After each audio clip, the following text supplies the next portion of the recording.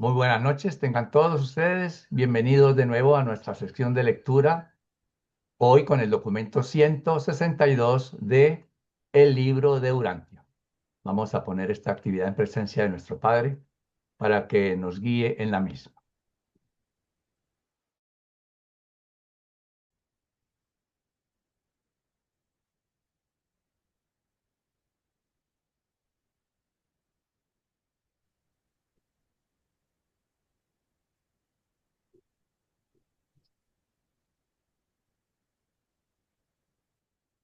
Muy bien, entonces vamos a dar comienzo a la lectura.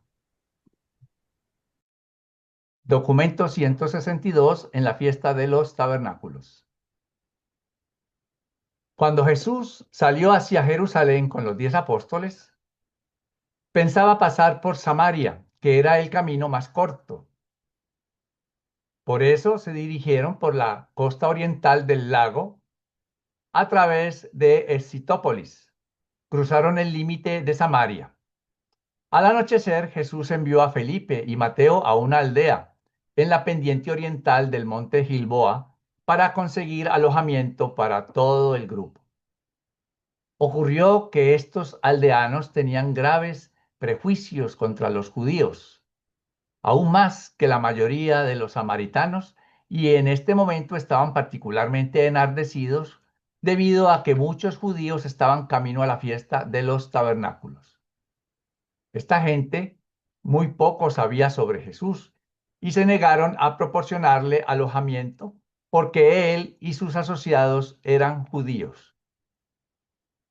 Cuando Mateo y Felipe manifestaron su indignación y observaron que estos samaritanos se negaban a recibir al santo varón de Israel, los aldeanos enfurecidos los echaron de su pequeña ciudad con palos y piedras. Cuando Felipe y Mateo regresaron con sus compañeros e informaron de que los habían echado de la aldea, Santiago y Juan se acercaron a Jesús y dijeron: Maestro, rogamos que nos permitas que ordenemos que caiga fuego de los cielos para arrasar con estos samaritanos insolentes e impenitentes.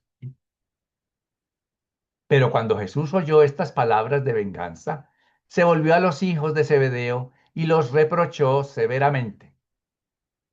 Por lo que estáis diciendo, no sabéis la actitud que estáis manifestando. La venganza no tiene cabida en el reino de los cielos. En vez de discutir, encaminémonos a la pequeña aldea junto al vado del Jordán. Así pues, debido a un prejuicio sectario, estos samaritanos se vieron privados del honor de ofrecer hospitalidad al Hijo Creador de un universo. Jesús y los 10 pasaron la noche en la aldea junto al vado del Jordán. Temprano por la mañana siguiente cruzaron el río y continuaron camino a Jerusalén por la carretera del este del Jordán, llegando a Betania tarde por la noche del miércoles. Tomás y Natanael llegaron el viernes porque se habían atrasado debido a sus conversaciones con Rodán. Jesús y los 12 permanecieron en la cercanía de Jerusalén hasta fines del mes siguiente, octubre. Unas 4 semanas y media, Jesús mismo fue solo pocas veces a la ciudad y estas breves visitas ocurrieron en los días de la fiesta de los tabernáculos. Pasó gran parte del mes de octubre con Abner y sus asociados en Belén. Si hay algún comentario al respecto, vemos cómo se dirigieron a Jerusalén, no propiamente a celebrar o a guardar la fiesta de tabernáculos. Yo entiendo que Jesús fue allí porque allí era una ocasión propicia para él dar su mensaje. Había mucha gente, muchos peregrinos, y llegaba gente de todas partes, y entonces qué mejor que estar allí en la fiesta. Sí, Marcelo. Sí, tengo una curiosidad. En el primer párrafo dice Mateo y Felipe, que quienes fueron a la aldea a los pies del monte Gilboa. eh, Después, en el mismo párrafo, Jesús dice, se dirigió a los hijos de Zebedeo, pero ni Mateo ni Felipe son los hijos de Zebedeo. Vamos a ver. Santiago y Juan fueron los que dijeron, ¿no? Esas frases de que Claro. permítenos Sí, echarles fuego del cielo, ¿entiende? Ujú. sí, sí. Ok, Gracias. muy bien, Marcelo. Pues vamos entonces a continuar. Uno, los peligros de la visita a Jerusalén. Mucho antes de huir ellos de Galilea, los seguidores de Jesús le habían implorado que fuera a Jerusalén para proclamar el Evangelio del Reino, para que su mensaje tuviera el prestigio de ser predicado en el centro de la cultura y de la sabiduría judaicas. Pero ahora que Jesús llegaba en realidad a Jerusalén a enseñar, temían por su vida. Sabiendo que el Sanedrín quería enjuiciar a Jesús en Jerusalén y recordando las declaraciones recientemente reiteradas por el Maestro sobre el tema de que sería puesto a muerte, los apóstoles habían quedado literalmente pasmados por la decisión imprevista del Maestro de asistir a la fiesta de los tabernáculos. Siempre había contestado a las previas súplicas de que él fuera a Jerusalén con la hora aún no ha llegado. Ahora, al expresar ellos su temor, tan solo respondió, pero ha llegado la hora. Durante la fiesta de los tabernáculos, Jesús fue intrépidamente a Jerusalén en varias ocasiones y enseñó públicamente en el templo. Esto hizo a pesar de los esfuerzos de sus apóstoles por disuadirlo. Aunque le habían urgido durante mucho tiempo que proclamara su mensaje en Jerusalén, ahora temían verle entrar a la ciudad, sabiendo muy bien que los escribas y fariseos estaban decididos a ocasionar su muerte. La audaz aparición de Jesús en Jerusalén confundió aún más a sus seguidores. Muchos de sus discípulos y aún Judas Iscariote, el apóstol, se habían atrevido a pensar que Jesús había huido a Fenicia porque temía a los dirigentes judíos y a Herodes Antipas.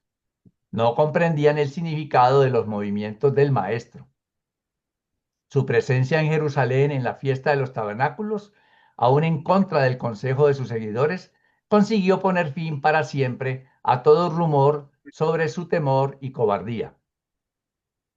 Durante la fiesta de los tabernáculos, miles de creyentes de todas partes del Imperio Romano vieron a Jesús, lo oyeron enseñar y muchos aún fueron hasta Betania para dialogar con él sobre el progreso del reino en sus tierras natales. Muchas eran las razones por las cuales Jesús pudo predicar públicamente en los patios del templo durante los días de la fiesta y la razón principal era el temor que había sobrecogido a los oficiales del Sanedrín como resultado de la división secreta de sentimientos en sus propias filas.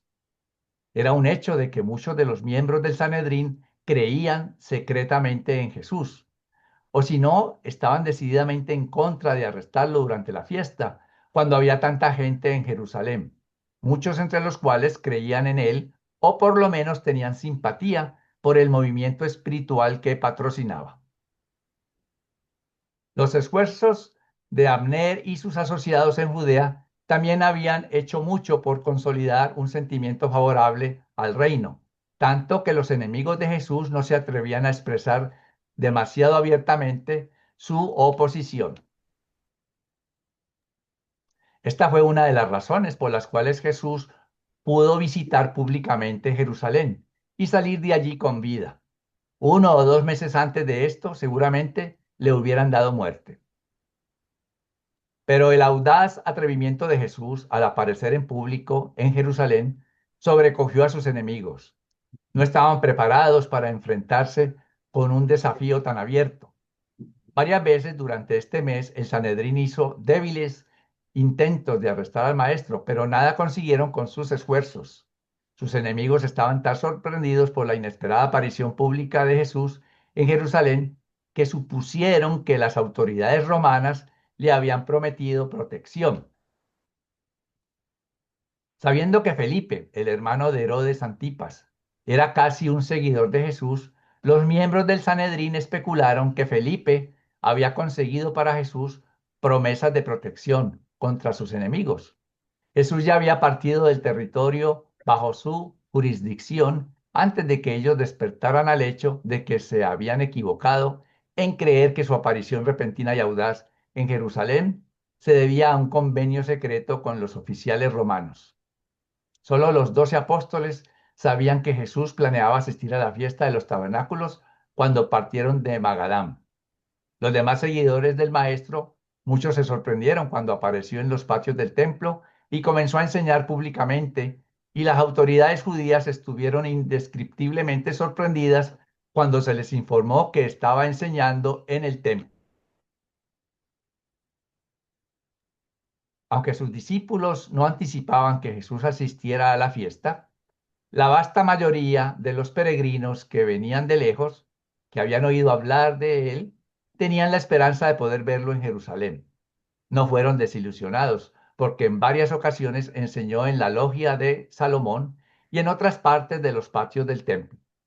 Estas enseñanzas fueron en realidad el anuncio oficial o solemne al pueblo judío y a todo el mundo de la divinidad de Jesús. Las multitudes que escucharon las enseñanzas del maestro se encontraban divididas en sus opiniones. Algunos decían que era un buen hombre, otros que un profeta, otros que era verdaderamente el Mesías, otros que era un entrometido malicioso que conducía a la gente por el mal camino con sus extrañas doctrinas. Sus enemigos titubeaban en denunciarlo abiertamente porque temían a sus creyentes, mientras que sus amigos temían reconocerlo abiertamente por temor de los líderes judíos, sabiendo que el Sanedrín estaba decidido a ponerlo a muerte. Pero aún sus enemigos se maravillaron de sus enseñanzas, sabiendo que no había sido instruido en las escuelas rabínicas. Cada vez que iba Jesús a Jerusalén, sus apóstoles vivían aterrorizados.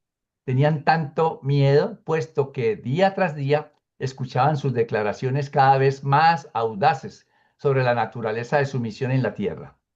No estaban acostumbrados a escuchar a Jesús hacer declaraciones tan positivas y afirmaciones tan sorprendentes, aun cuando predicaba entre sus amigos.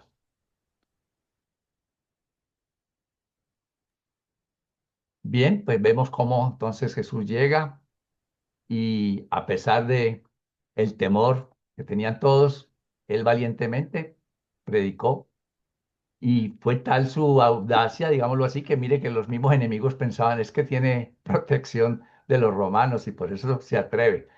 No pensaron que él lo iba a hacer si no hubiera tenido esa protección. Pero yo aquí se me acaba de ocurrir que él tenía una protección mucho mayor que la del ejército romano. Así que como no era todavía el momento, pues pudo hacer lo que pudo hacer allí. Si hay algún comentario, pues entonces le doy ahora la palabra a Luis Villamizar para que continuemos. Dos, el primer discurso en el templo. La primera tarde que enseñó Jesús en el templo, un grupo considerable estaba sentado escuchando sus palabras que ilustraban la libertad del nuevo evangelio y el regocijo de los que creen en la buena nueva cuando un oyente curioso le interrumpió para preguntar: Maestro, ¿cómo puede ser que tú puedas citar las escrituras y enseñar a la gente con tanta elocuencia cuando me dicen que no he sido instruido en la enseñanza de los rabinos? Jesús contestó: Ningún hombre me ha enseñado las verdades que os declaro. Esta enseñanza no es mía, sino de aquel que me envió. Todo aquel que desee realmente hacer la voluntad de mi Padre verdaderamente sabrá de mi enseñanza, si es la de Dios o bien si hablo por mi propia cuenta.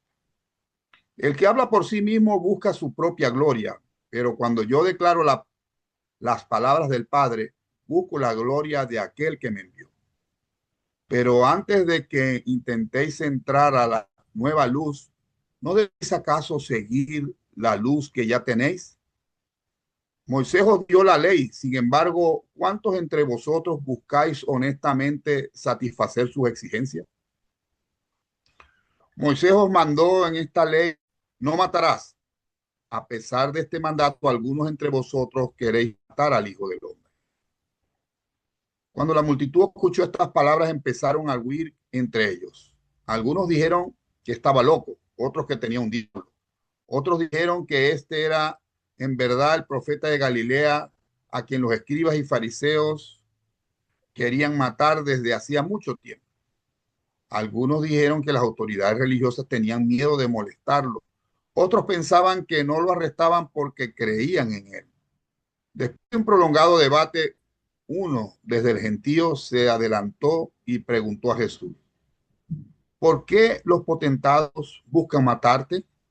Él respondió: los potentados buscan matarme porque reciente mi enseñanza sobre las buenas nuevas del reino, un evangelio que libera a los hombres de las pesadas tradiciones de una religión formal de ceremonia que estos maestros quieren mantener a toda costa.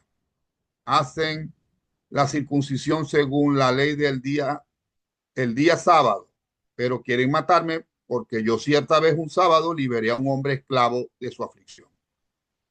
Me siguen el sábado para espiarme, pero quieren matarme porque en otra ocasión elegí curar el día sábado a un hombre gravemente enfermo. Buscan matarme porque bien saben que si creéis honestamente y os atrevéis a aceptar mis enseñanzas, su sistema de religión tradicional será derrocado, destruido para siempre. Así pues, perderán ellos su autoridad sobre aquello a lo que han dedicado su vida, puesto que se niegan firmemente a aceptar este evangelio nuevo y más glorioso del reino de Dios. Ahora apelo a de vosotros: no juzguéis de acuerdo con las apariencias exteriores, sino más bien juzgad por el espíritu verdadero de estas enseñanzas. Juzgad con rectitud. Entonces dijo otro creyente: sí, maestro, buscamos al Mesías, pero cuando llegue sabemos que su aparición será en misterio. Sabemos de dónde eres tú. Tú has estado entre tus hermanos desde el comienzo. El libertador llegará en poder para restaurar el trono del reino de David. ¿Es que realmente dices ser el Mesías? Jesús respondió: dices que me conoces y que sabes de dónde vengo. Ojalá que tus palabras fueran verdaderas, porque entonces realmente encontrarías vida abundante en ese conocimiento. Pero yo declaro que no he venido a vosotros por mí mismo, he sido enviado por el Padre. Y aquel que me envió es verdadero y fiel. Al negaros a escucharme, os estáis negando a recibir a aquel que me envía. Tú, si recibes este evangelio, llegarás a conocer a aquel que me envió. Yo conozco al Padre porque vengo de él para declararlo y revelarlo a vosotros. Los agentes de los escribas querían apresarlo, pero tenía la multitud porque muchos creían en él. La obra de Jesús desde su bautismo se había vuelto bien conocida por todo el pueblo judío. Y a medida que esta gente recordaba estas cosas, decía entre ellos: aunque este maestro sea de Galilea y aunque no satisfaga nuestras expectativas del Mesías, no sabemos si el libertador, cuando llegue, verdaderamente hará cosas más maravillosas de las que ya ha hecho este Jesús de Nazaret. Cuando los fariseos y sus agentes escucharon a la gente hablar así, se asesoraron con sus líderes y decidieron que había que hacer algo inmediatamente para impedir estas apariciones públicas de Jesús en los patios del templo. Los líderes de los judíos en general preferían evitar un enfrentamiento con Jesús porque creían que las autoridades romanas le habían prometido inmunidad. No podían explicarse de otra manera su audacia al venir en esta época a Jerusalén. Pero los funcionarios del Sanedrín no creían verdaderamente en este rumor. Razonaban que los gobernadores romanos no harían tal cosa en secreto y sin el conocimiento del grupo gobernante más elevado de la nación judía. Por consiguiente, Heber, el oficial del Sanedrín, con dos asistentes, fue enviado a arrestar a Jesús. Mientras Heber se abría camino hacia Jesús, el maestro dijo: no temas acercarte a mí, acércate y escuchas mis enseñanzas. Sé que se os ha enviado para que me arrestéis, pero debéis comprender que nada le pasará al Hijo del Hombre hasta que llegue su hora. No estáis dispuestos en contra de mí, tan solo venís por orden de vuestros amos, y aún estos dirigentes de los judíos en verdad piensan que están haciendo el servicio de Dios al buscar secretamente mi destrucción. Yo no desprecio a ninguno de vosotros. El Padre os ama y por lo tanto deseo vuestra liberación de las cadenas del prejuicio y de las tinieblas de la tradición. Os ofrezco la libertad de la vida y el regocijo de la salvación. Proclamo un nuevo camino viviente, la libertad del mal y la ruptura de las cadenas del pecado. He venido para que tengáis vida, para que la tengáis eternamente. Vosotros buscáis liberaros de mí y de mis enseñanzas inquietantes. Si tan solo pudieras ver que estaré con vosotros solamente poco tiempo. Dentro de muy poco tiempo volveré a aquel que me envió a este mundo. Entonces muchos entre vosotros me buscaréis diligentemente, pero no descubriréis mi presencia, porque a donde yo iré, vosotros no podéis ir. Pero todo los que buscan verdaderamente encontrarme, alguna vez alcanzarán la vida que conduce ante la presencia de mi Padre. Algunos de los que se burlaban dijeron entre ellos, ¿a dónde irá este hombre donde no lo podemos encontrar? ¿Se irá acaso a vivir entre los griegos? ¿Se destruirá a sí mismo? ¿Qué significa cuando declara que pronto se saldrá de entre nosotros y que nosotros no podemos ir a donde él vaya? Eber y sus asistentes se negaron a arrestar a Jesús, volvieron a su lugar de reunión sin él. Entonces, cuando los altos sacerdotes y los fariseos recriminaron a Eber y sus asistentes porque no habían traído a Jesús con ellos, Eber tan solo replicó, tuvimos temor de estarlo en medio de la multitud porque muchos creen en él. Además, jamás habíamos oído a un hombre hablar como este hombre. Hay en este instructor algo fuera de lo ordinario. Haríais bien todos vosotros en ir a escucharlo. Y cuando los principales oyeron estas palabras, se sorprendieron y dijeron burlonamente a Eber, ¿acaso tú también te has extraviado? ¿Estás a punto de creer en ese impostor? ¿Acaso oíste hablar, decir que algunos de nuestros sabios y nuestros rectores creen en él? ¿Es que algunos de los escribas o de los fariseos han sido engañados por sus astutas enseñanzas? ¿Cómo puede ser que estés tú influido por la conducta de esta multitud ignorante que no conoce la ley ni los profetas?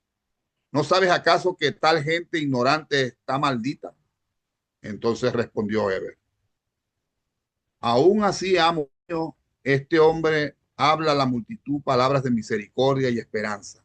Levanta el ánimo de los deprimidos y sus palabras consuelan aún nuestras almas. ¿Qué puede haber de malo en estas enseñanzas, aunque no sea el Mesías de las Escrituras? Y aún así, ¿es que nuestra ley no requiere justicia? ¿Acaso condenamos a un hombre antes de escucharlo? El jefe de Sanedrín se enfureció contra Eber y volviéndose hacia él, dijo, ¿te has vuelto loco? ¿Acaso eres tú también de Galilea? Busca en las Escrituras y descubrirás que de Galilea no surge ningún profeta y mucho menos el Mesías.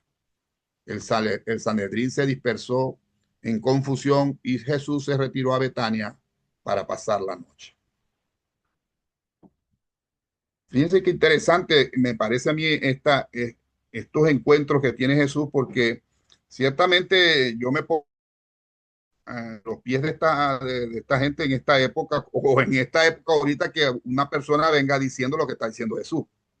Nosotros porque ya conocemos años de historia y sabemos de lo que está hablando, pero si nosotros oímos a cualquier persona diciendo yo vengo del Padre y lo que yo hablo es lo que me dijo el Padre y no sé qué cosa, no creo que creeríamos muy fácilmente, ¿no? Pero es interesante porque, ok, si no puedes creer por su propio testimonio, lo que él dice, por lo menos cree por el mensaje que trae, por lo que la veracidad de los mensajes, porque como dice, habla de misericordia, levanta el ánimo, o sea, no es alguien que viene aquí simplemente a, como tanto revolucionario ha salido, incentivando el odio, las diferencias de la gente para hacer levantamiento y no hizo nunca nada de eso. y sin embargo los altos dirigentes no pudieron escuchar.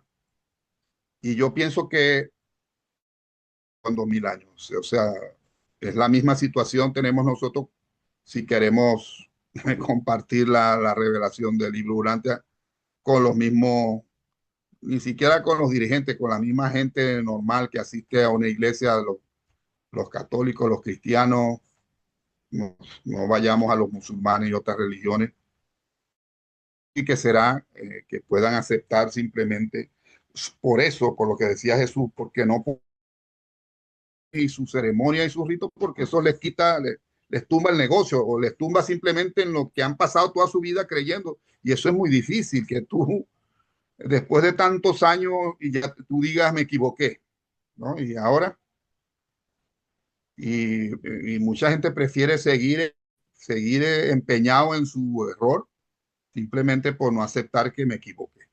Si alguno quiere hacer algún comentario. Si está todo bien claro, parece que sí. Le doy la palabra nuevamente a Carlos. Gracias, Luis. 3. La mujer adúltera. Fue durante esta visita a Jerusalén en la que Jesús trató con cierta mujer de mala reputación, traída ante su presencia por los acusadores de ella y los enemigos de él. Los escritos distorsionados que tenéis de este episodio sugieren que esta mujer fue traída ante Jesús por los escribas y fariseos y que Jesús trató con ellos de manera tal como para indicar que estos líderes religiosos de los judíos podían ser ellos mismos culpables de inmoralidad. Jesús bien sabía que aunque los escribas y fariseos eran ciegos espiritualmente y llenos de prejuicios intelectuales debido a su lealtad a la tradición, se contaban sin embargo entre los hombres más completamente morales de ese día y generación. Lo que realmente sucedió fue esto. Temprano durante la tercera mañana de la fiesta, cuando Jesús se acercó al templo, se encontró con un grupo de agentes mercenarios del Sanedrín que arrastraban a una mujer. Cuando se acercaron, el portavoz dijo: Maestro, a esta mujer la descubrieron cometiendo adulterio, infraganti. Ahora bien, la ley de Moisés manda que debemos apedrearla. ¿Qué dices tú que deberíamos hacer con ella? Los enemigos de Jesús pensaban que, si éste acataba la ley de Moisés que requería que la pecadora confesa fuera apedreada, tendría dificultades con los dirigentes romanos, quienes negaban a los judíos el derecho de infligir la pena de muerte sin la aprobación de un tribunal romano. Si prohibía apedrear a la mujer, entonces lo acusarían ante el Sanedrín por considerarse a sí mismo por encima de Moisés y de la ley judía. Si permanecía en silencio, lo acusarían de cobardía. Pero el maestro manejó la situación de manera tal que el plan entero se despedazó por su propio peso sórdido. Esta mujer, que en alguna ocasión fue hermosa, era la esposa de un ciudadano de clase baja de Nazaret, un hombre que había creado problemas para Jesús durante toda su juventud. El hombre, habiéndose casado con esta mujer, la forzó descaradamente a que se ganara la vida haciendo comercio de su cuerpo. Había traído a su esposa a la fiesta de Jerusalén para que prostituyera sus encantos físicos por dinero. Había negociado con los mercenarios de los dirigentes judíos para traicionar de esta manera a su propia esposa en el vicio comercializado de ella. Así pues, trajeron ellos a la mujer y su compañero de transgresión con el objeto de hacer caer a Jesús en una trampa, obligándolo a hacer una declaración que se pudiera usar contra él en caso de su arresto. Jesús, pasando la mirada sobre el gentío, vio al marido parado detrás de los demás. Sabía qué tipo de hombre era él y percibió que formaba parte de esta transacción vergonzosa. Jesús caminó alrededor de la multitud para acercarse al sitio donde se encontraba parado este marido degenerado y escribió unas pocas palabras sobre la arena que motivaron a su apresurada partida. Luego volvió ante la mujer y nuevamente escribió en la tierra para beneficio de sus supuestos acusadores. Y cuando ellos leyeron sus palabras, también se alejaron uno por uno. Cuando el maestro escribió por tercera vez en la arena, el compañero malvado de la mujer también se alejó, de manera que cuando el maestro se incorporó del suelo, después de escribir, contempló a la mujer sola parada frente a él. Jesús dijo, mujer, ¿dónde están tus acusadores? ¿Es que no ha quedado nadie para apedrearte? La mujer levantando la mirada respondió, nadie, Señor. Entonces dijo Jesús, yo sé de ti y no te condeno. Vete en paz. Y esta mujer, Hildana, abandonó a su malvado marido y se unió a los discípulos del reino. Una historia muy conocida, pues, bíblicamente. Eh, Me llama la atención que aquí Jesús no habló, ¿no? En el relato bíblico, pues dicen que Jesús dijo que el que esté libre de pecado, que tire la primera piedra. No sé si eso sería lo que Jesús escribió. Otros dicen por ahí que lo que Jesús escribía eran los pecados que cada uno de ellos había cometido y entonces ellos al verlos pues se iban yendo. Lo que pasa o lo que pasó es que no quedó nadie. Todos se fueron y no esperaban esa salida de Jesús. Ellos tenían tres opciones, o que la mandara a apedrear y tenía sus consecuencias, que no, que dijera que no y también tenía sus consecuencias, y si no decía nada, pues quedaba como cobarde. Pero no esperaban lo que hizo Jesús. Entonces, como se dice popularmente, les salió el tiro por la culata. No funcionó el plan. Y esta mujer, que eso no nos lo dicen pues los relatos bíblicos, su nombre, Mildana, y nos dice que entonces se unió al grupo de mujeres. Fíjense, solo la presencia de Jesús, pues todo lo que ocasionó en ella, ¿verdad? Ese perdón. Y ya también sabemos de dónde salió la situación con el esposo de ella, que conocía a Jesús y parece que le causaba problemas a Jesús en su juventud allá en Nazaret, y se prestó pues para esto, todo por dinero. Siempre es que, y hasta el día de hoy, mucha gente hace muchas cosas por dinero. Tristemente es así. ¿Algún comentario o pregunta? El que esté libre de preguntas.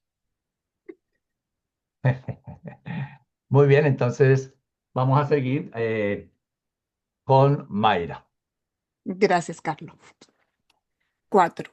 La fiesta de los tabernáculos. La presencia de gente de todo el mundo conocido, desde España hasta la India, hacía de la fiesta de los tabernáculos una ocasión ideal para que Jesús proclamara públicamente por primera vez todo su evangelio en Jerusalén. En esta fiesta la gente vivía mucho al aire libre, en chozas hechas de hojas. Era la fiesta de la cosecha. Ocurrir en los meses frescos del otoño, generalmente venían más judíos de todas partes que era para la Pascua a fin del invierno o para Pentecostés al comienzo del verano. Los apóstoles finalmente contemplaban a su maestro haciendo el audaz anuncio de su misión en la tierra ante el mundo entero. Era esta la fiesta de las fiestas, puesto que todo sacrificio que se había dejado de hacer en los otros festivales se podría hacer en este. En esta ocasión se recibían las ofrendas para el templo. Era una combinación de los placeres de las vacaciones con los ritos solemnes del culto religioso. Era este un momento de regocijo racial, mezclado con sacrificios, cantos levíticos y las notas solemnes de las trompetas de plata de los sacerdotes.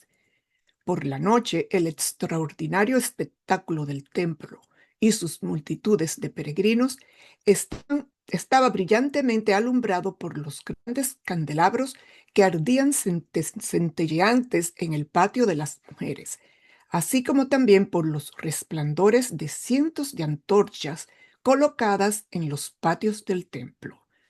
Toda la ciudad estaba decorada alegremente, excepto el castillo romano de Antonia, que se veía sombrío ante esta escena festiva, llena de adoración, y cuánto odiaban los judíos este símbolo siempre presente del yugo romano.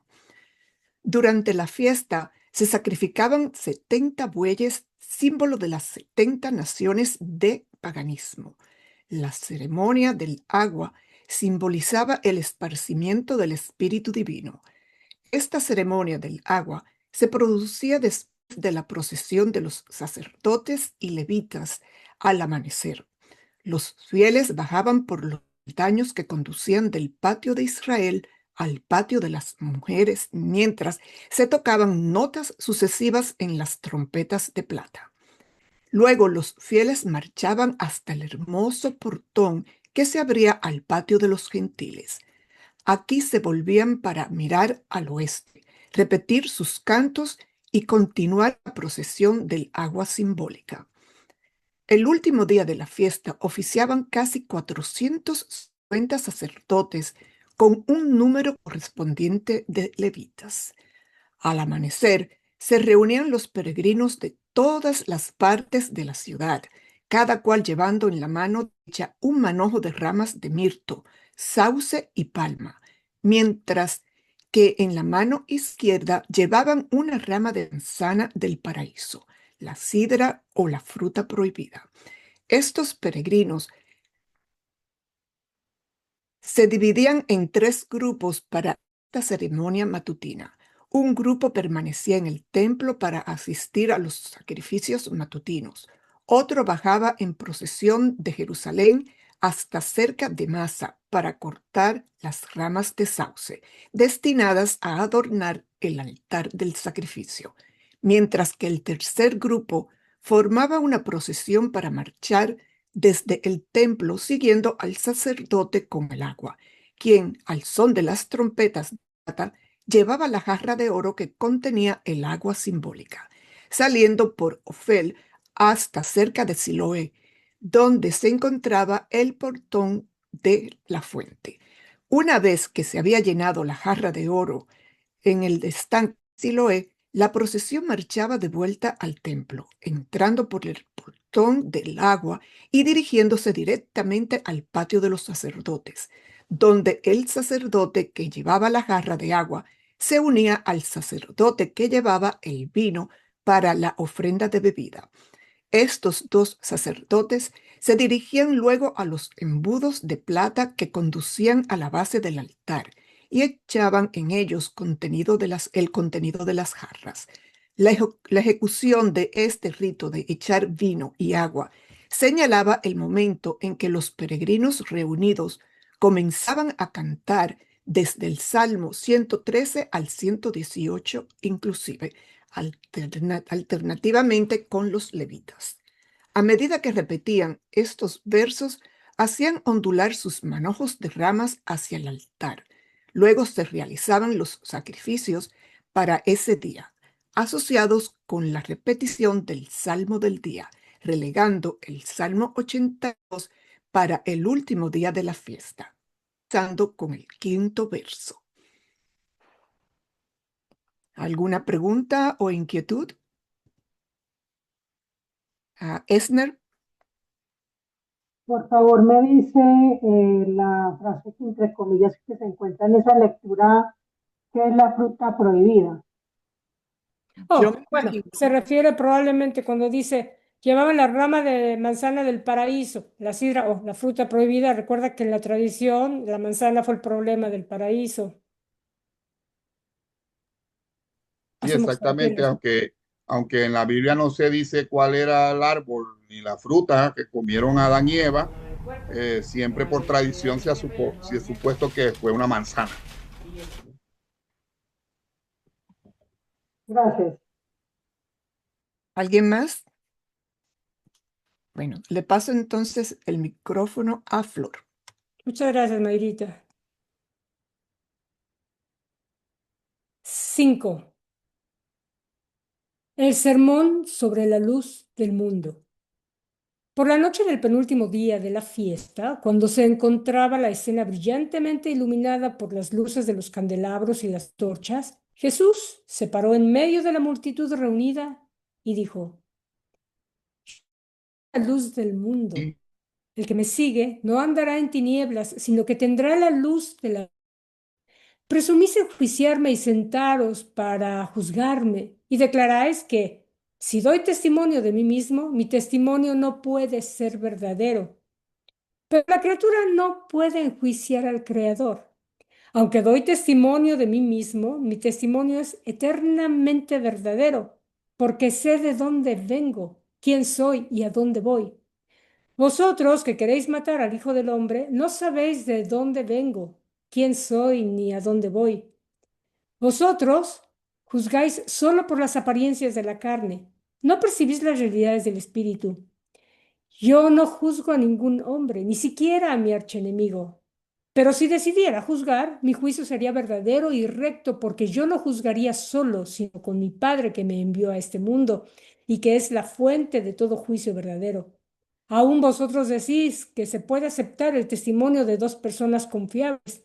Pues bien, yo atestiguo estas verdades, y también lo hace mi Padre en el cielo.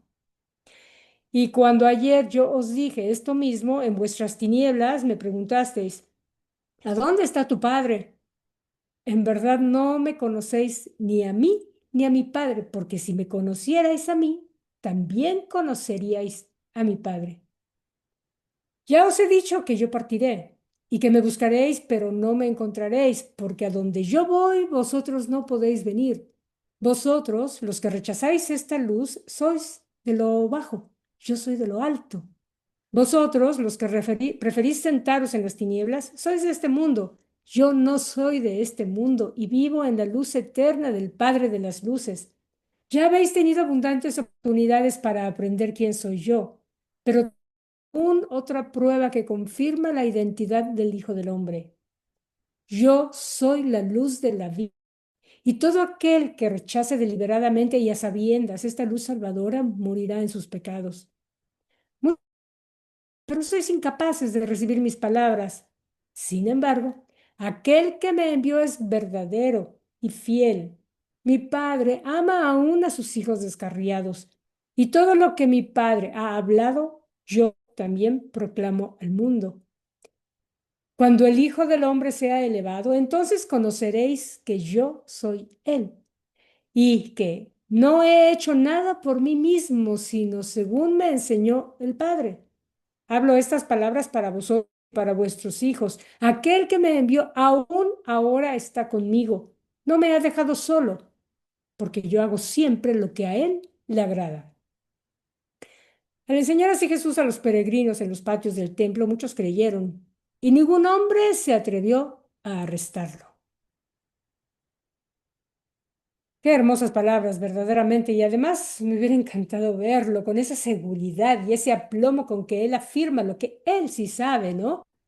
Y claro, como dijo Luisito, y tiene toda la razón, o sea, bajo el marco de referencia o el contexto en el que ellos vivían, era muy difícil que pudieran creerle, porque el marco de referencia, ¿cuál era? Quizá Palestina, los alrededores, algunos habrían viajado a lugares más o menos cercanos, pero desconocían por completo la magnitud del gran número de personalidades que se derivan desde el padre para diferentes funciones y actividades y cargos.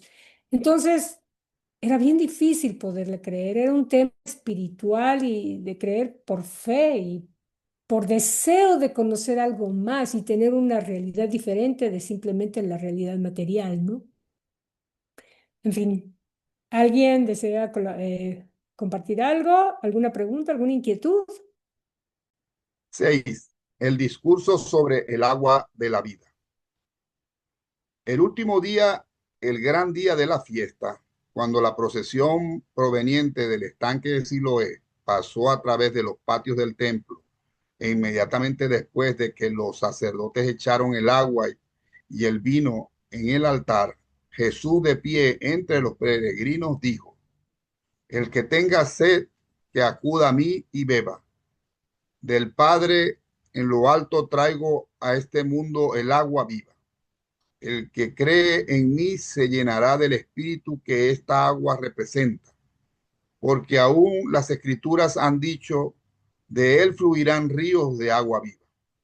Cuando el Hijo del Hombre haya completado su obra en la tierra, se derramará sobre toda la carne el espíritu vivo de la verdad.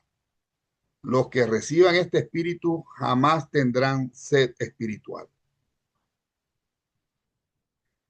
Jesús no interrumpió el servicio para hablar estas palabras. Se dirigió a los adoradores inmediatamente después del canto del Jalel, la lectura de los salmos acompañada por el ondear de las ramas ante el altar. En este momento había una pausa mientras se preparaban los sacrificios, y fue en este momento en el que los peregrinos escucharon la voz fascinadora del maestro declarar que él era el dador del agua viva para todas las almas con sed de espíritu. Al concluir de este servicio matutino, Jesús continuó enseñando a las multitudes diciendo: ¿acaso no habéis leído en las escrituras que he aquí que las aguas caen sobre la tierra y la bebe el suelo reseco? Así otorgaré yo el espíritu de santidad para que lo beban mis hijos en una bendición que llegará hasta los hijos de sus hijos. ¿Por qué tenéis sed del ministerio del espíritu mientras tratáis de aplacar la sed de vuestra alma con el agua de las tradiciones de los hombres vertida de las jarras rotas del servicio ceremonial? Lo que veis aquí en este templo es la forma en que vuestros padres intentaron simbolizar el otorgamiento del Espíritu Divino sobre los hijos de la fe, y habéis hecho bien en perpetuar estos símbolos, aún hasta el día de hoy. Pero ahora a esta generación ha llegado la revelación del Padre del Espíritu a través del autootorgamiento de su Hijo, y todo esto será certeramente seguido por el otorgamiento del Espíritu del Padre y del Hijo sobre los hijos de los hombres. Para todo el que tenga fe, este otorgamiento del Espíritu será el verdadero maestro del camino que conduce a la vida eterna, a las verdaderas aguas de la vida, en el reino del cielo sobre la tierra y allende en el paraíso del Padre. Y Jesús continuó contestando las preguntas de la multitud y de los fariseos. Algunos lo consideraban un profeta, otros creían que él era el Mesías, y aún otros decían que no podía ser el Cristo puesto que venía de Galilea y que el Mesías debería restaurar el trono de David. Pero sí no se atrevían a arrestar. Fíjense aquí que dice explícitamente, refiriéndose al agua como símbolo, que es el espíritu de la verdad que él va a otorgar después que se vaya, ¿no? Y es muy interesante. También en la Biblia hacen referencia, los evangelios hacen referencia a este episodio, y dice que el agua representa el espíritu, pero no al espíritu de la verdad. Entonces, si alguno tiene alguna pregunta, algo que quieran comentar, agregar, y si no, vuelvo a pasarle la palabra a Flor. Muchas gracias, Luisito. 7. El discurso sobre la libertad espiritual. En la tarde del último día de la fiesta, como los apóstoles no consiguieron persuadirlo de que huyera de Jerusalén, Jesús fue nuevamente al templo para enseñar. Al encontrar un gran grupo de creyentes reunidos en la logia de Salomón, les habló diciendo: si mis palabras moran en vosotros y queréis hacer la voluntad de mi Padre, seréis verdaderamente mis discípulos. Conoceréis la verdad y la verdad os hará libres. Yo sé cómo me contestaréis. Somos los hijos de Abraham, no somos esclavos de ninguno. ¿Cómo entonces se puede hacernos libres? Aún así, no hablo del sometimiento exterior al señorío de otro. Me refiero a la libertad del alma. De cierto os digo, el que comete pecado es siervo de la esclavitud del pecado. Y sabéis que el siervo raramente mora para siempre en la casa del amo. También sabéis que el Hijo permanece en la casa de su Padre. Así pues, si el Hijo os hará libres, os hará hijos. Seréis, en verdad, libres. Yo sé que vosotros sois de la semilla de Abraham. Sin embargo, vuestros líderes quieren matarme porque no han permitido que mi palabra ejerza su influencia transformadora en sus corazones. Su alma está sellada por el prejuicio y enceguecida por el orgullo de la venganza. Yo os declaro la verdad que me señala el Padre Eterno, mientras estos maestros engañados tratan de hacer las cosas que aprendieron tan solo de sus padres temporales. Y cuando contestáis que Abraham es vuestro padre, os digo que si fuereis hijos de Abraham, haríais las cosas de Abraham. Algunos entre vosotros creéis en mis enseñanzas, pero otros buscáis destruirme porque os he dicho la verdad que he recibido de Dios. Pero Abraham no trató así la verdad de Dios. Percibo que algunos entre vosotros estáis decididos a hacer las obras del diablo. Si Dios fuera vuestro Padre, me conoceríais y amaríais la verdad que os revelo. ¿Es que no veis que he venido del Padre, que he sido enviado por Dios, que no estoy haciendo esta obra por mí mismo? ¿Por qué no con palabras? ¿Es acaso porque habéis elegido haceros hijos del mal? Si sois los hijos de las tinieblas, no podréis caminar en la luz de la verdad que os revelo. Los hijos del mal solo siguen los caminos de su padre, quien fue un impostor y no defendió la verdad porque no llegó a haber verdad en él. Pero ahora viene el Hijo del Hombre, que habla y vive la verdad, y muchos entre vosotros os negáis a creer. ¿Quién entre vosotros me condena por pecador? Si yo proclamo que vivo la verdad que me muestra mi Padre, ¿por qué no creéis? Quien es de Dios escucha con regocijo las palabras de Dios. Por esta causa, muchos entre vosotros no oís mis palabras, porque no sois de Dios. Vuestros maestros aún tuvieron la presunción de decir que yo hago mis obras por el poder del príncipe de los demonios. Uno, aquí cerca, acaba de decir que yo tengo un demonio, que soy hijo del diablo. Pero todos los que entre vosotros os ocupáis honestamente de vuestra propia alma, sabéis muy bien que yo no soy un diablo. Sabéis que honro al Padre, aunque mientras tanto vosotros me deshonráis. No busco mi propia gloria, sino tan solo la gloria de mi Padre en el paraíso. Yo no os juzgo, porque hay uno que juzga por mí. De cierto os digo a vosotros, los que creéis en el Evangelio, si el hombre mantiene esta palabra de verdad viva en su corazón, no saboreará jamás la muerte. Ahora pues, aquí a mi lado dice un escriba que esta declaración prueba que tengo un diablo, puesto que Abraham está muerto y también los profetas. Y él pregunta, ¿es que tú eres tanto más importante que Abraham y que los profetas que te atreves a pararte aquí y decir que el que crea en tu palabra no saboreará la muerte? ¿Quién dices tú que eres para atreverte a pronunciar tales blasfemias? A todo esto yo digo que, si me glorifico a mí mismo, mi gloria no es nada, pero es el Padre el que me glorificará, aún el mismo Padre que vosotros llamáis Dios. Pero vosotros no habéis logrado conocer a este vuestro Dios y mi Padre. Y yo he venido para que os encontréis el uno al otro, para mostraros cómo llegar a ser verdaderamente hijos de Dios. Aunque no conozcáis al Padre, yo lo conozco de veras. Aún Abraham se regocijó de ver mi día y por la fe lo vio y se regocijó. Cuando los judíos descreídos y los agentes del Sanedrín que se habían reunido a esta altura oyeron estas palabras, levantaron un tumulto gritando, tú no tienes 50 años y sin embargo hablas de ver a Abraham. Eres hijo del diablo. Jesús no pudo continuar el discurso. Tan solo dijo al partir, de cierto os digo, antes de que fuera Abraham, yo soy. Muchos de los incrédulos corrieron a buscar piedras para arrojárselas y los agentes del Sanedrín trataron de arrestarlo, pero el maestro se alejó rápidamente por los corredores del templo y escapó a un lugar secreto de encuentro cerca de Betania, donde lo aguardaban Marta, María y Lázaro. Qué lindas palabras. Y a decirlo, o sea, si ellos no tenían la referencia de quién o de dónde venía él, obviamente era difícil para entender ese concepto de antes de que fuera Abraham, yo soy. Era muy difícil que lo pudieran captar, o sea, porque el personaje que veían enfrente de ellos era un ser humano de carne y hueso.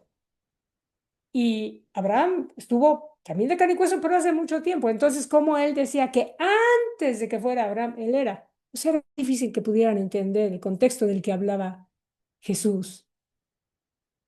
Pero bueno, así era. Y me da ternura como, me da más imaginármelo cómo pudo haber corrido entre los pasillos del templo, ¿no? Para correr. En fin. Bien, ¿alguna pregunta, alguna inquietud? ¿No? Ah, bueno, si no le paso la palabra a Mayrita. Adelante, Mayrita. Gracias, Flor. La visita con Marta y María. Se había dispuesto que Jesús se alojara con Lázaro y sus hermanas en la casa de un amigo, mientras los apóstoles se dispersaban aquí y allá en pequeños grupos, habiéndose tomado estas precauciones porque las autoridades judías estaban nuevamente planeando en forma audaz arrestarlo. Por muchos años, había sido costumbre de estos tres abandonar toda tarea para escuchar las enseñanzas de Jesús cada vez que él los visitaba.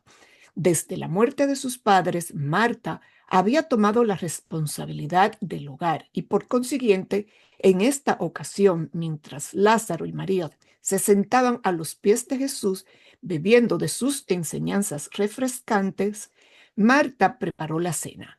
Es necesario explicar que Marta tendía a distraerse innecesariamente en numerosas tareas inútiles y acabar agobiada de trabajos triviales. Esa era su forma de ser. Mientras Marta se atareaba en estos sus supuestos deberes, le perturbaba el hecho de que María nada hiciera por ayudarla. Por lo tanto, fue a donde Jesús y le dijo: Maestro, ¿acaso te sientes sin cuidado que mi hermana me haya abandonado con todas las tareas por hacer? ¿No quieres mandarla a que venga y me ayude? Jesús respondió: Marta, Marta, ¿por qué estás siempre tan ansiosa por tantas cosas y te preocupas por tantos pormenores? Solo una cosa vale verdaderamente la pena, y puesto que María ha elegido esta buena y necesaria, no se la quitaré. Pero ¿cuándo aprenderéis ambas a vivir como os he enseñado, sirviendo ambas en cooperación, ambas refrescando vuestra alma al unísono? ¿Acaso no podéis aprender que hay una hora para todo, que los asuntos menores de la vida deben hacerse a un lado ante las grandes cosas del reino celestial? Yo tengo aquí algo para que reflexionemos todos individualmente. ¿Con quién nos identificamos? ¿Con Marta o con María? Le dejo esa reflexión. Si alguien tiene alguna pregunta o algún comentario, Siller y luego Aníbal. Octavio, Buenas tardes, hermanito, gusto en verlos. buenas tardes. Hermanita Mayra, una pregunta. Una era Marta y la otra era María. María, sí.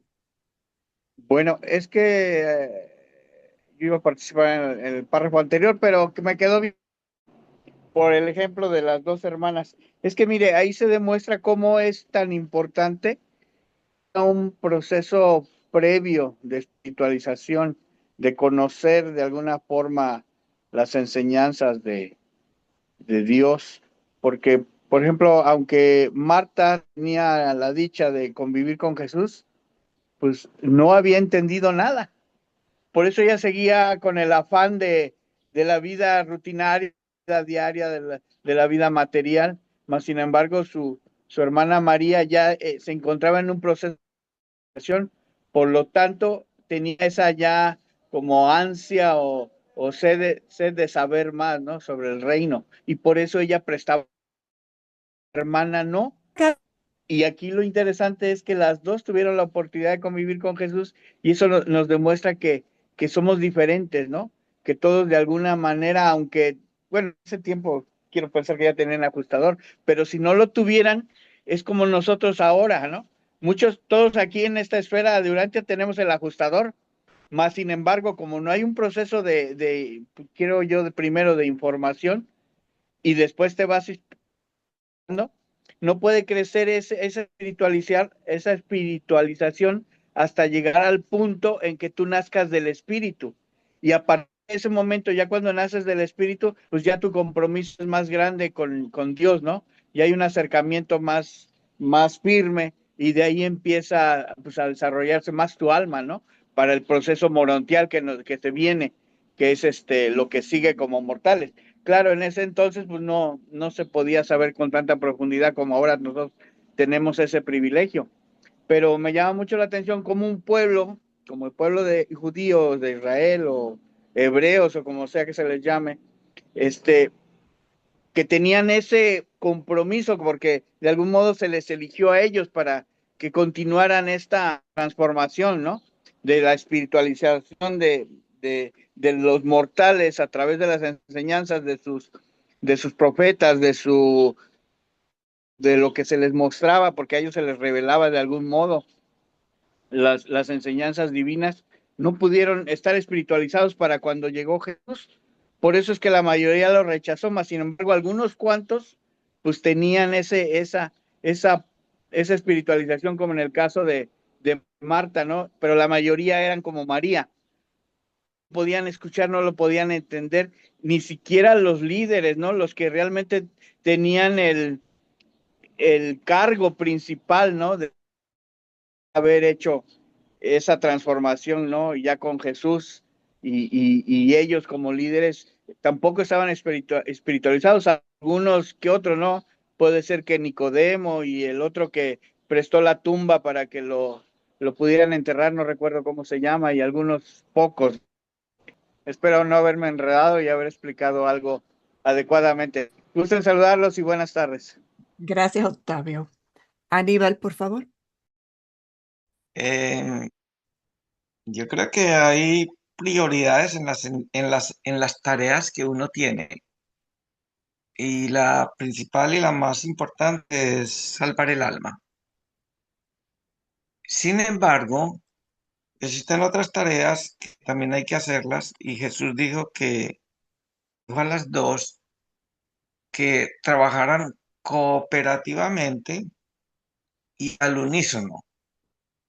O sea, que trabajaran en unión como una pareja que trabaja pues juntos y en unión al unísono pues para lograr hacer esas tareas juntas. Eso es lo que yo pienso. Espero no haberme enredado, como dijo nuestro amigo Sile. Gracias. Gracias a ti, Aníbal. Octavio. Sí, fíjese, yo quiero reforzar eso que acaba de expresar el hermano. Dice, el gran problema de la vida, fíjese, el gran problema de la vida es el ajuste de las tendencias ancestrales de vivir a las demandas de los impulsos espirituales iniciados por la presencia divina del monitor misterioso. Aunque en las carreras en el universo y en el superuniverso ningún hombre puede servir a dos amos. En la vida que vosotros vivís ahora en Urano, cada hombre debe por fuerza servir a amos. Debe volverse hábil en el arte del compromiso humano temporal continuo, ofreciendo al mismo tiempo lealtad espiritual a un solo amo. Por eso tanto tropiezan y fracasan, se agotan y sucumben a la presión de la lucha evolucionaria. Bueno, eso es por la espera que nos tocó, ¿no? Y nosotros debemos tener presente que tenemos que ser duales en ese sentido. Gracias. Gracias a ti. ¿Alguien más? Bueno, pues le paso el micrófono a... Muchas gracias, Mayrita. Bien. 9. En Belén con Abner. Durante la semana que siguió a la fiesta de los tabernáculos, decenas de creyentes se reunieron en Betania y recibieron instrucciones de los 12 apóstoles. El Sanedrín no hizo esfuerzo alguno por alborotar estas reuniones, puesto que Jesús no estaba presente. Durante todo este periodo estaba trabajando en Belén con Abner y sus asociados. Jesús había partido para Betania al día siguiente al final de la fiesta y no volvió a enseñar en el templo durante esta visita a Jerusalén. En esta época, Abner tenía su cuartel general en Belén y desde ese centro se habían enviado muchos trabajadores a las ciudades de Judea y del sur de Samaria y aún hasta Alejandría.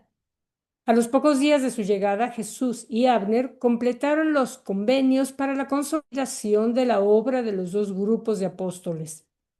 Durante toda su estadía en la fiesta de los tabernáculos, ha repartido su tiempo en forma prácticamente entre Betania y Belén. En Betania pasó mucho tiempo con sus apóstoles. En Belén impartió mucha enseñanza a Abner y a los demás ex apóstoles de Juan. Este contacto íntimo fue lo que finalmente los condujo a creer en él. Estos ex apóstoles de Juan el Bautista estuvieron influidos por el coraje que él mostró en sus enseñanzas públicas en Jerusalén, así como también por la compasiva comprensión que mostraba en sus enseñanzas privadas en Belén. Todas estas influencias ganaron final y plenamente a cada uno de los asociados de Abner a una aceptación plenamente sincera del reino y de todo lo que esto implicaba. Antes de partir por última vez de Belén, el maestro dispuso que ellos se reunieran con él en un esfuerzo unido que precedería el fin de su carrera terrenal en la carne. Se acordó que Abner y sus asociados se reunirían con Jesús y los 12 en el parque de Magadán en un futuro cercano. De acuerdo con este convenio, a principios de noviembre, Abner y sus 11 apóstoles se unieron con Jesús y los 12 y trabajaron con ellos como una sola organización hasta el momento mismo de la crucifixión. Hacia fines de octubre, Jesús y los 12 se retiraron de la cercanía inmediata de Jerusalén. El domingo 30 de octubre, Jesús y sus asociados partieron de la ciudad de Efraín, donde Jesús había estado descansando en reclusión por unos días y dirigiéndose por la carretera oeste del Jordán directamente al parque de Magadán. Llegaron allí en las últimas horas de la tarde del miércoles 2 de noviembre. Los apóstoles estaban muy aliviados porque nuevamente se encontraba el maestro en terreno amistoso. Ya nunca más le pidieron que fuera a Jerusalén para proclamar el Evangelio del Reino. La lectura de este documento fue dada por Carlitos García, Luis Villamizar, Mayrita Moreno y una servidora, Flor Robles. Bueno, vamos conociendo más de los detalles de nuestro maestro y ahora en esta fiesta de los tabernáculos y bueno, los discursos que dijo que no trascendieron tal cual, pero ahora tenemos el gusto de poderlos conocer, degustar, discernir y apreciar más porque yo creo que conforme vamos leyendo nuevamente otra vez estos discursos, creo yo vamos aprendiendo más a nuestro maestro y conociendo o entendiendo bien a qué se refería cada uno de esos pequeños comentarios que iba haciendo. Y claro, para nosotros dado que ya tenemos un antecedente, pues es más fácil quizá creer en ello, ¿no? Pero igual es hermoso verlo. Adelante, Aníbal. Yo, yo quería saber cuál es el significado de los tabernáculos para los judíos. ¿Eso era como una celebración de algo que ocurrió con Moisés o en realidad? Yo puedo decirles que de la cosecha específicamente era la de Pentecostés. Y al final, estas son las fiestas de otoño. La fiesta de tabernáculos duraba 8 días y siendo el último de ellos y el primero, los días más solemnes. Y lo que tenían que hacer ellos era vivir como en casas provisionales. Todavía hasta el día de hoy se hace así.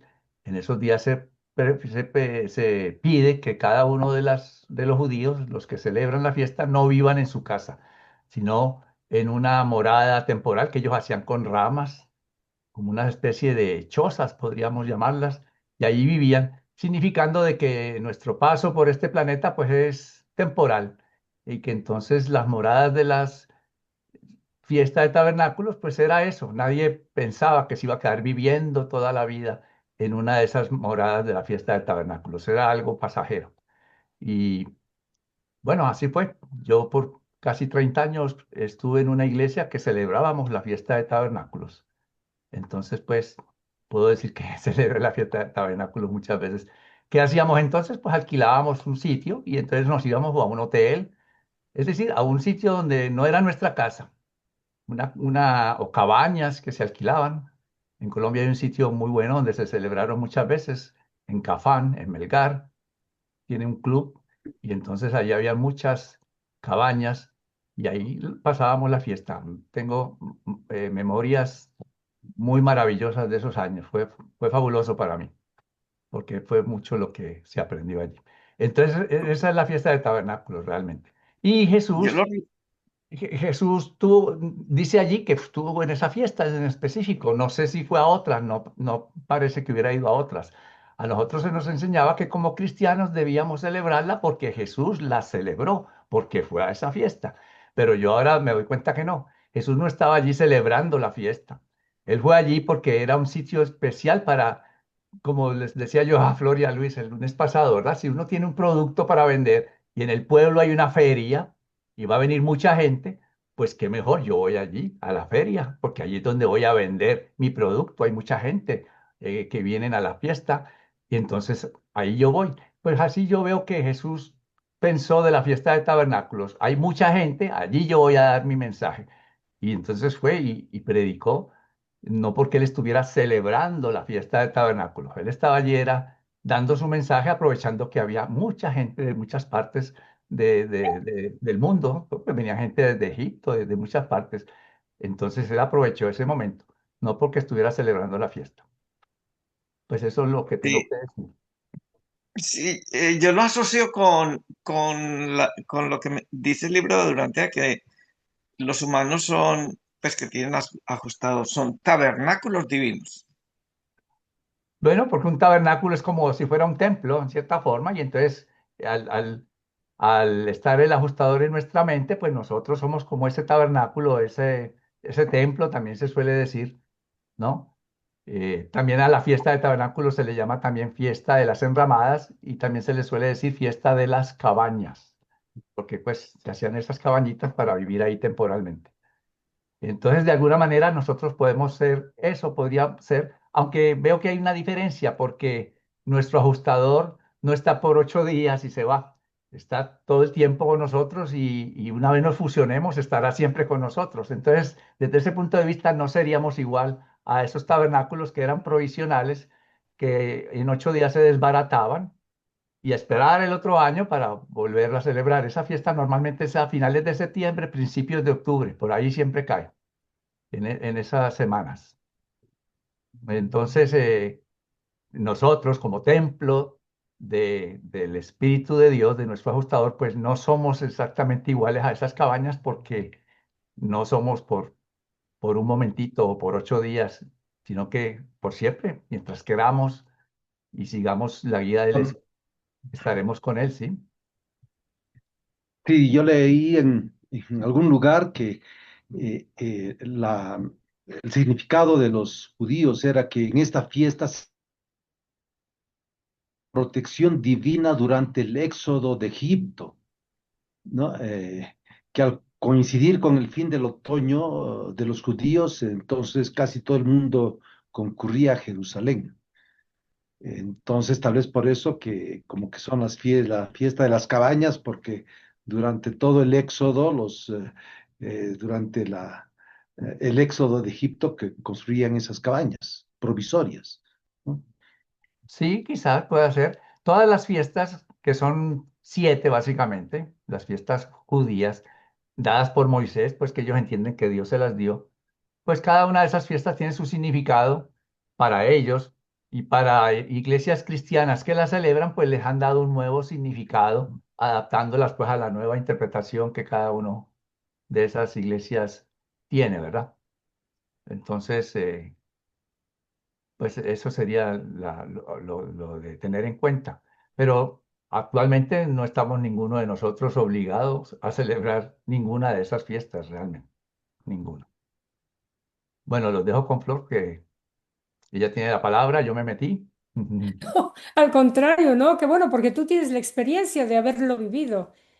Y qué bueno que puedes aportar tu experiencia para darle luz a esta inquietud de Aníbal.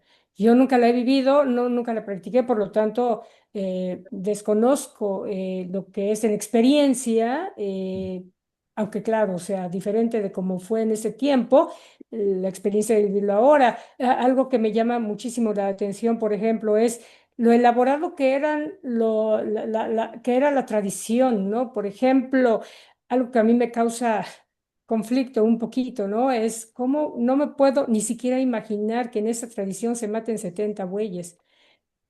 Es algo Ujú. que a mi mente le causa conflicto, o sea, y sin embargo, y si lo hacían cada año, imagínense, o sea, 70 animalitos muertos para una tradición. Sí, sí, había Ese mucho tipo de sacrificio, mucho detalles sacrificio. me cuesta trabajo entender como tradición hacia el padre, pero bueno. Adelante, Octavio. Y luego tú, Carlitos, porque no te metiste, al contrario, aprecio mucho tu comentario y después de Octavio, te cedo la palabra a ti. Ok. También el tabernáculo era el templo de Dios itinerante cuando se le ordenó a Moisés, perdón, no, antes de Moisés no recuerdo, creo que así es, que hicieran un templo que lo desmontaban y lo montaban y lo llevaban itinerante hasta que hicieron el gran templo de Salomón. Y a veces en algunas fiestas era tal la cantidad de peregrinos o de, de personas que iban a Jerusalén que no cabían en el templo o en las instalaciones pues de la ciudad.